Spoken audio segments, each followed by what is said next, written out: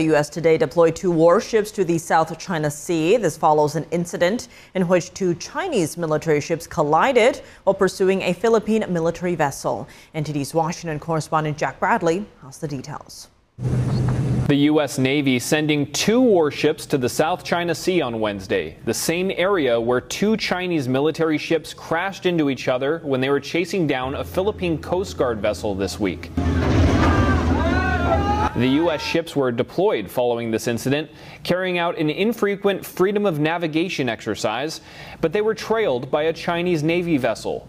The Chinese Communist Party says it chased away the American ships, but a Navy spokesperson denies this, saying in a statement to the U.S. Naval Institute News, China's statement about this mission is false. The USS Higgins conducted the freedom of navigation exercise in accordance with international law and then continued on to conduct normal operations. Part of the reason you do these freedom of navigation operations is to be seen. But what it really demonstrated was that the United States has forward deployed capabilities, that it has a treaty alliance with the Philippines, it stands with our ally. On the same day, a Chinese fighter jet intercepted a Philippine aircraft carrying journalists during a patrol flight. At one point, the Chinese jet came within 200 feet, maneuvering around the Philippine jet, an encounter lasting 20 minutes. The moves come after the Philippine Coast Guard on Monday was trying to carry out a resupply mission, and they were blocked by a Chinese Coast Guard vessel, all right before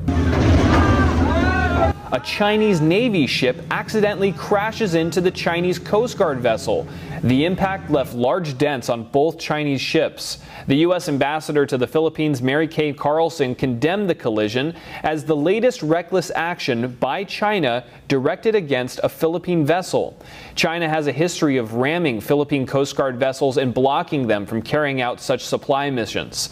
China claims the South China Sea as its own, even though a 2016 international tribunal ruling found that China's blockade of the region was unlawful. But the Chinese regime rejects that ruling and has constantly been deploying military ships to the region. Reporting by Jack Bradley, NTD News.